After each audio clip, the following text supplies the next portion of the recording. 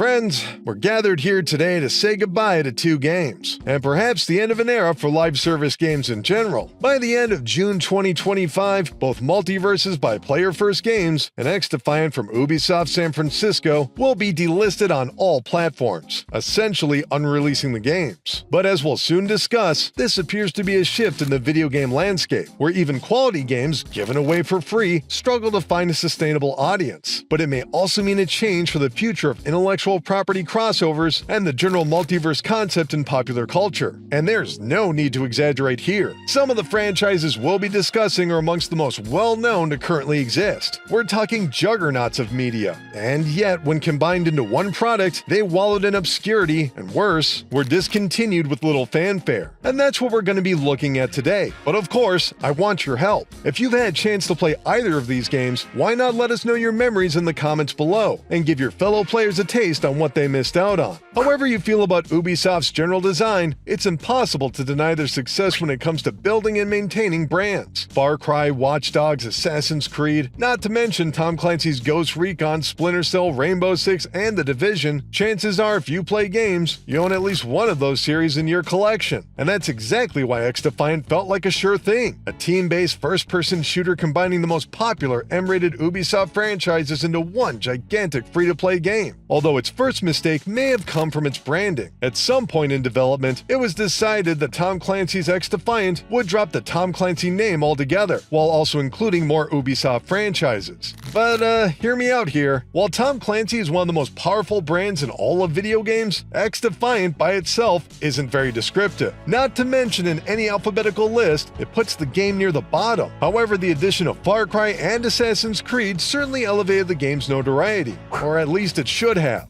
because despite XDefiant's best efforts to define itself, pouring in more properties only seemed to muddy the game's potential. For example, Rainbow Six and Ghost Recon have already been goal-oriented team-based first-person shooters. Now they were being dropped into something more akin to Marvel Rivals, a hero shooter with support abilities and ultimates, while retaining the tactical combat where players can be downed in a handful of seconds. The weapons would retain the general Tom Clancy realism of assault rifles, submachine guns, shotguns, and snipers, as well as handguns that fire as fast as you can pull the trigger. And much like other first-person shooters like Call of Duty, by successfully using your firearm, players would unlock new attachments, tweaking its performance. Meanwhile, the more unrealistic elements such as Assassin's Creed's Eagle Vision or the Watch Dogs Spider Bot would serve as abilities that would cool down after activation, and the environments would be ripped right from other Ubisoft games, such as the Silicon Valley Corporation from Watch Dogs 2 or the Echelon headquarters from Splinter Cell. Players could combine Highwaymen with Ghost Recon, select their preferred ability, and head into battle. After a few stop-start releases, XDefiant officially launched on the PlayStation 5, Xbox Series S and X, and PC on the Epic Game Store on May 21st, 2024. But it wouldn't take long for it to run into trouble. XDefiant pulled in some serious numbers each time it became available, but it lacked longevity, and players quickly abandoned it. Critics were moderately impressed with XDefiant, but its lack of originality and odd utilization of Ubisoft properties left it hovering above average. To differentiate itself, XDefiant did not use skill-based matchmaking. This is the algorithm that reads a player's general record and matches them with players of similar skills. While this was marketed as a more authentic online experience, a throwback to the old-school days of Quake 3, it also meant the most skilled players would easily win every match. Good times if you've got yourself a crew, not so great if you get matched with random teammates. And again, this point really can't be stressed enough, but the mission structure centering on holding an area or escorting an objective, having players familiar with the gameplay and map layout is crucial. In fact, it was rather telling when a few months in, XDefiant eventually added Team Deathmatch as an option, but even this failed to improve the player base. And in December of 2024, Ubisoft announced XDefiant would sunset on June 3rd, 2025. And from what I've seen online, there is a fan base upset about this turn of events. And if that happens to be you, why not let us know your memories in the comments below? We'll be checking them out for sure. But now let's move on to my favorite game of this video,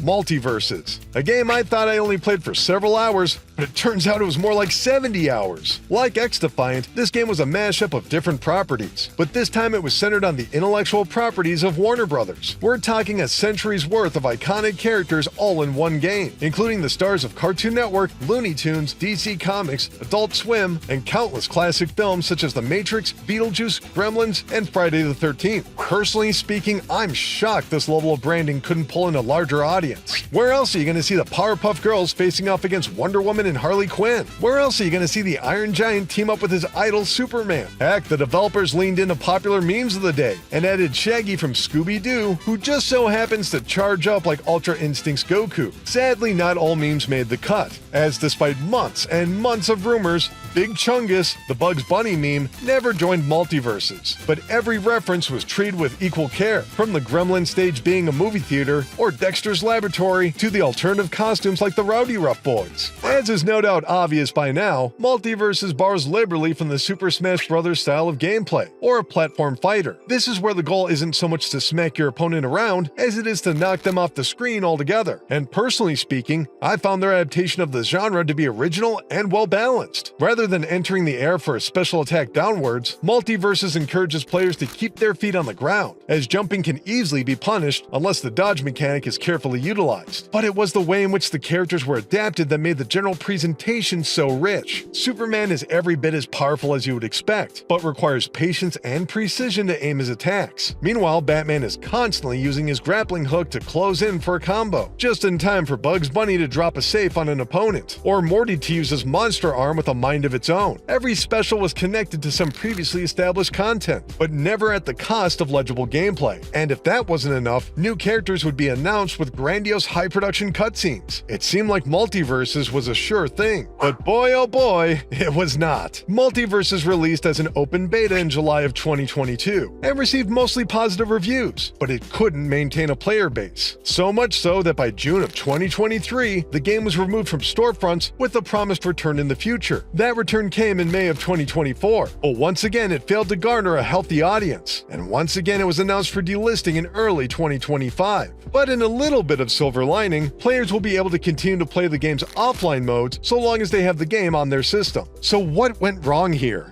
Honestly, I'm not really sure. Quality was never a question. Heck, MultiVersus was given the DICE Award for Best Fighter, and the price of free is as low as anything can possibly go. So if I had to guess, it may have been the general state of the overall Warner Bros. Brand. Even as a recent game, it's hard not to see this as a scrapyard of projects, like the Black Adam film, Velma's HBO Max series, and LeBron James from that Space Jam sequel. As vibrant as these characters were realized, many of them feel tied to a specific era of Warner Bros. That's already passed.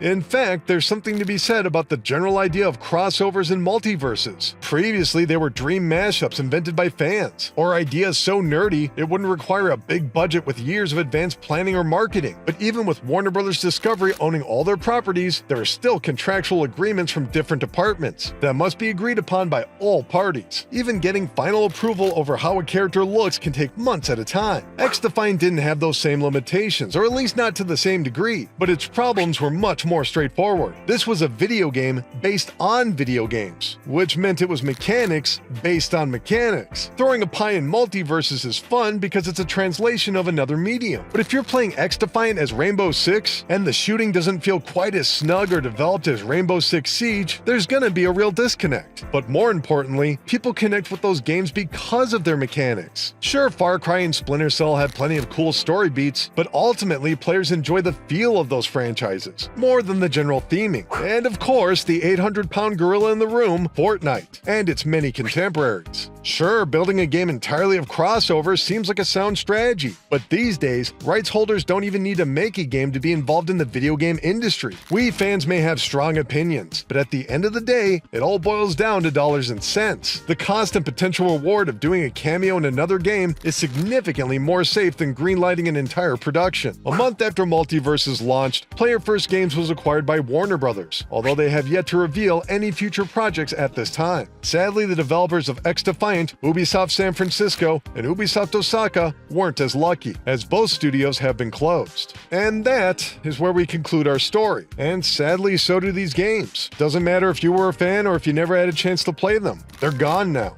permanently. Game preservation has entered a strange new era where even if the games are available on a local level, that's not really how they were intended to be played. Without online connectivity, or really, the constant upkeep of new features and characters, both XDefiant and MultiVersus are essentially gone. Which is why I'm turning to you, dear viewer, and asking, what are your memories of XDefiant and MultiVersus? With both games going offline, if you had a chance to play them, you're officially an authority on the subject. Let us know in the comments below what everyone else missed out on. Anyway, that's gonna do it for this video. I want to thank the teams behind MultiVersus and XDefiant for all their hard work. Keep clicking around here at Game Rant, and we'll see you next time. Thanks, everybody!